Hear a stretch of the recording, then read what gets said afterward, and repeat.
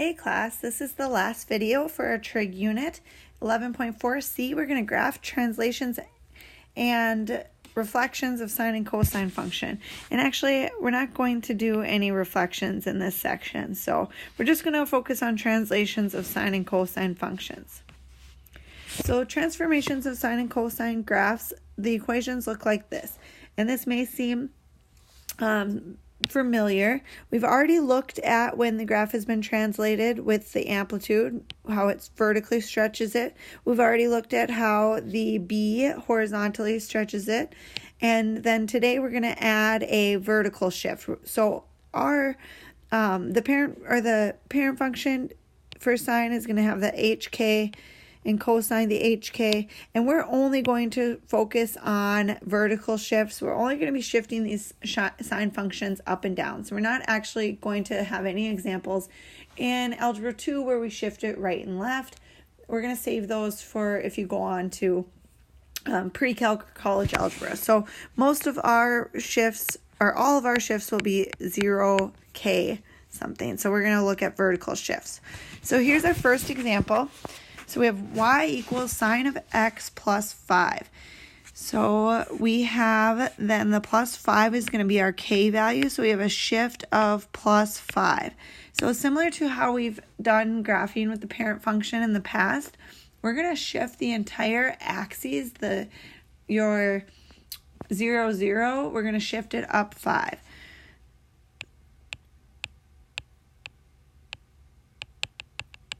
And then we're going to graph from that shifted point.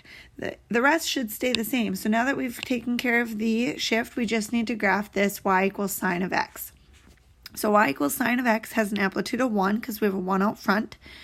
And there's a 1 in front of the x. So the period is 2 pi over b. Since there's a 1x, that means my b is 1. So the period will be 2 pi. So I can make my xy table, and it always starts with 0 because we start at 0, 0. And then we have the 4 even intervals that come up to 1 cycle. And so those intervals are going to end at 2 pi is going to be my period. So that's going to be the end of my cycle. And so if you take 2 pi and divide it by 4, that's going to equal pi over 2. So pi over 2 is my first one. That's what I'm counting by. So 1 pi over 2, 2 pi over 2, 3 pi over 2. And then 2 pi over 2 can be reduced to just 1 pi. So those are what's going to go along my x-axis. Starting in 0 is the origin up here, and then we're going to have pi over 2, then pi, then 3 pi over 2. And then remember, you can use the unit circle, and it starts here at 0 degrees. So we're starting at when x equals 0. Then the points are, this is the point 1, 0. Up here we have 0, 1. Here we have negative 1, 0, and then 0, negative 1. So remember, we're going to start at 0 degrees, and then the ordered pairs coincide. Cosine is our x coordinate and sine cosines with our y coordinate. Since sine is y over r, and we have a radius of 1, cosine is x over r with a radius of 1. So my sine is going to fluctuate between 0, 1, 0, negative 1, and back to 0. So we're at 0, 0. As your theta gets bigger, sine goes to 1. Then as we go to 180 degrees or pi, sine goes back to 0. As your theta gets larger, it goes to negative 1, and then we've made one full cycle back to 0. And we don't have we have an a, but our a is 1, so that means our third column isn't needed, so it won't change. So you're going to graph this, but when you graph 0, 0, that's going to be up here at actually 0, 5. So 0, 5 is your new 0, 0. Then pi over 2, 1, and then go up 1, pi 0, 3 pi over 2, negative 1, so down 1, and then 2 pi back to 0. So here is the graph for that one cycle. That's been shifted up 5. It might look like it's been shrunk a little bit, but it's just because I did a scale of my scale. Instead of graphing, 1 and -1, I made my points each smaller. So just a sketch anyway. Okay, graphing cosine. Now this one maybe looks a little different, but we could rewrite it so it looks similar and move the +3 to the end. So we put the +3 at the end. And then this is our K value, so that tells me my shift. So we've been shifted up 3. So 1, 2, 3, 4, up 3. So I'm going to graph everything from that shifted point.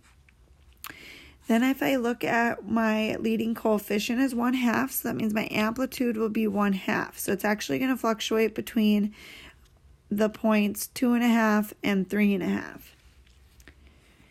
So I can make my table. We always start at 0. Oh, I forgot to find my period. So 2 pi over b, and b is going to be pi. So 2 pi divided by pi reduces to 2.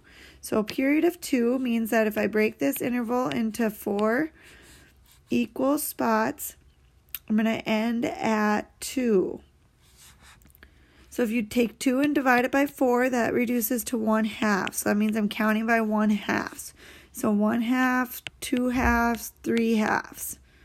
And then 2/2 reduces to 1. So along the x-axis, you're going to start at 0 there, then 1/2, 1, 3/2, and then 2.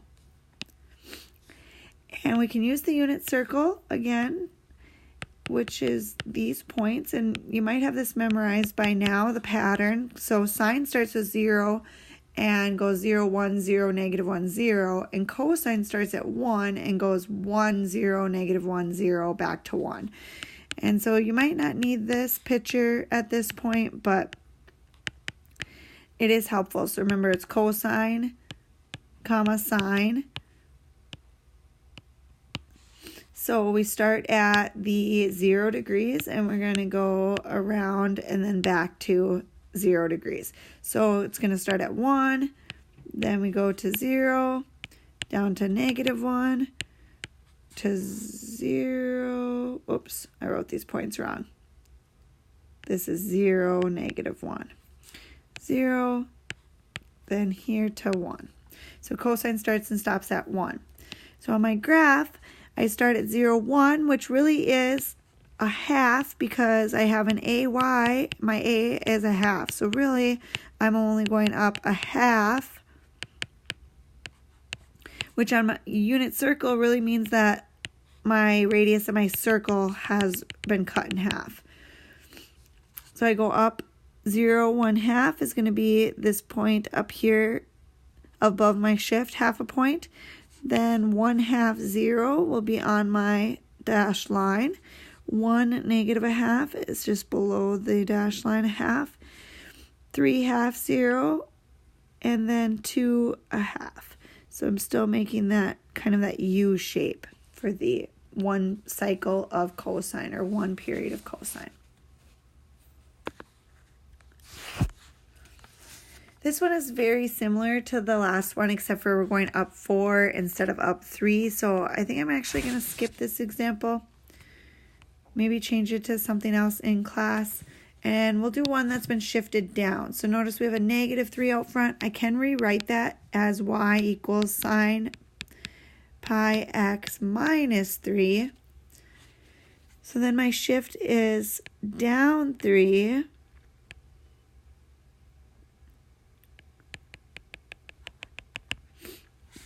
And then looking at my amplitude is 1.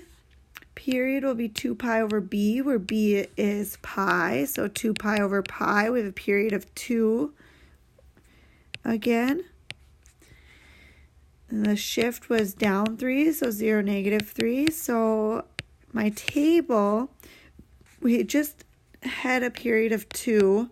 So it's going to be the same x coordinates, which was 1/2, 1, 3/2, ending at 2. And then this is sine. So remember, sine would be the other coordinates. So sine starts at 0, then 1, then 0, then -1, then back to 0. So sine starts at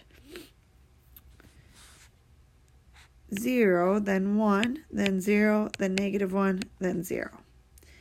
And then the amplitude is 1, so the third column is not necessary.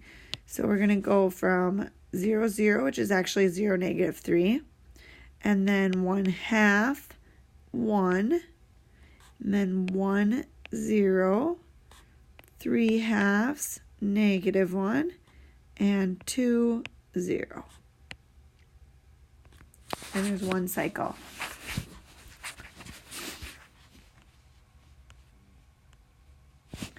If you're curious, if you do have an a value that's negative, say a was -y, the only thing that would be different is that it would reflect over that line. So the reflection would kind of look like that. So you'd have everything would be opposite here. So you definitely could do a reflection. We're just not focusing on that right now. Write an equation for the graph described. These are going to be fairly easy for you to do because all we're doing is adding that plus k at the end. So really we just have a sine or cosine of bx and then plus k. And k is our vertical shift. So y equals 1/3 cosine of 2x up 4 units. We're going to add a plus 4 at the end. If we have y equals 8 sine of 1/2 x down 3, we're going to add a -3 at the end of that. Y equals 2/3 cosine of 3x. That's been shifted up 2. We're going to add a plus 2 at the end. So writing the equations should be fairly intuitive there. Writing the graph, the equation from the graph is a little trickier. So first thing, you want to try to identify if there's been a shift based on what it looks like. Now this one looks pretty standard, so this x-axis splits the graph right in half.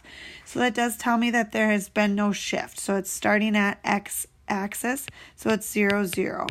I can tell by my picture that this is 1/2, 1, -1/2. So I can tell just from the picture that my amplitude is 1/2. To find the amplitude, you take 1/2 times the max height minus the minimum height. So that'd be 1/2 times 1/2 minus -1/2. So really it's 1/2 of 1, which is 1/2. So my amplitude is 1/2. Once I know my amplitude, that tells me again where the middle line is, which would tell me that there's no shift. This one starts at 0, 0. So remember which function starts at 0, 0. Well, this is the point 1, 0. Cosine starts at 1 and sine starts at 0. So that since this one starts at 0, we have sine. And then we have what is the period. So we want to break it up into 4 sections. So 1, 2, 3, 4 points, or 5 points if you include the 0, 0. So it ends right here.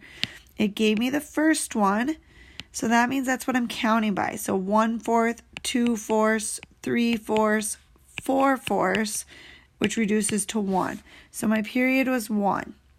Now if I know that 2 pi over b equals 1, I can use that to solve for b. Put it over 1 and cross multiply. 1b equals 2 pi.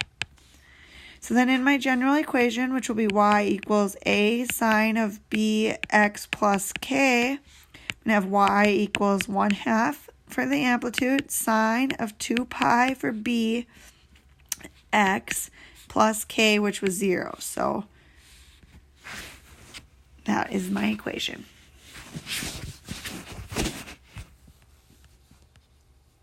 Let's try another one. Hopefully you can recognize that this one has been shifted, and it's been shifted a positive amount, shifted up. And so I can find the amplitude first by taking 1/2 of the maximum height, which would be 8. We're looking at y coordinates when you're looking at the maximum height, minus the minimum height, which is 4. So 1/2 of 8 minus 4 would be 1/2 of 4, which is 2. So this is an amplitude of 2. Now this is counting by 2's along the y-axis. So this is 2, 4, 6, 8. An amplitude of 2 means from 8 to 2 is my above the axis, and 6 to 4 is below my axis. So the split line is 6. That tells me that my my graph has been shifted up 6. This graph does start at 0, 0 again, 0, 6 technically, but 0, 0. So that means that it is a sine function. And then to find the period, you need to look at what are we counting by along the x's and find the fourth one. So along the 5 points here, so starting at 0 and then find the fourth one. So 1, 2, 3, 4. So I have a period of 4. So if 2 pi over b equals 4, what does b equal? We'll put 4 over 1, cross multiply, you get 4b equals 2 pi times 1 is 2 pi. Divide both sides by 4 to get b by itself. And 2 over 4 reduces to 1 pi over 2, or pi over 2. So this was sine, so it'd be y equals a sine of bx plus k. So plugging in what I know then, the amplitude is 2, the b is pi over 2, and then the k was up 6. So 2 sine of pi over 2x plus 6 is your final answer. I have a couple more writing equations because they are a little trickier. If you think you got it, give it a shot. If you want to see a couple more examples, stick around. Okay, so I'm going to find the amplitude first by looking at the y values. That's my max and min values. And it's 1/2 that the maximum value minus the minimum value. So it'll be 1/2. 4 minus -4 is actually adding. So 1/2 of 8 is 4. So this has an amplitude of 4. Then if I split, so go 4 from the top, go 4 down, and that splits this graph in half right here at the x-axis, which means that there was no shift because it's still at the x-axis. Now this one is starting at 0, 4, which is kind of like starting at 0, 1, but it's been shifted up. So then which function starts at 1? Well, that would be cosine. So cosine starts at 1. This circle actually has a radius of 4, so cosine would start at 4. So it's going to be a cosine function. Now to find the period, I need to find that fourth place and figure out what that is. So this one gives me the middle one. So if I know that what's halfway, if I know halfway, I can take the halfway mark and then double it to get to the end mark. So the end will be twice as much as this one. So 2 over 1 times pi over 2 is going to equal pi. So I'm going to have a period of pi, which means that this was pi over 4 here, pi over 2, 3 pi over 2, and 4 pi over, pi over 4, 2 pi over 4, 3 pi over 4, 4 pi over 4, so pi. Sorry, confused myself there for a second. Then if the period equals pi, then 2 pi over b has to equal pi. So solve for b, cross multiply, we get pi times b equals 2 pi times 1. Divide both sides by pi to get b by itself, we get b equals 2. So then I have everything to write my equation. It'll be y equals a cosine this time of bx plus k. So plugging in my amplitude of 4, and then my b of 2, and then I have a shift of 0. So really I don't need that. So y equals 4 cosine of 2x. One more. So this one, we have a max height of 2 and a minimum height of 0. So my amplitude will be 2 minus 0 and half of that. So 1/2 of 2 equals 1. So amplitude of 1. So that's going to cut my graph in half right there. So I have 1 above and 1 below, which means that it's been shifted up a positive 1 amount. So the x-axis essentially moved up. So my graph has been shifted. The period, I have pi over 4 is the first one, so that's what I'm counting by. So this would be 2 pi over 4, 3 pi over 4, and then the last one would be 4 pi over 4, which reduces to pi. Here we start at 0, so remember sine starts at 0 and ends at 0, so we have a sine function. If I know that my period is pi, I can set 2 pi over b equal to pi, or pi over 1, and then solve for b. So pi times b has to equal 2 pi times 1. Divide both sides by pi, and b equals 2. So if I plug that into a sine of bx plus k, I'm going to end up with 1 sine, so I don't need the 1, of 2x plus 1 for my shift. Okay, that's it. Thanks for watching, guys.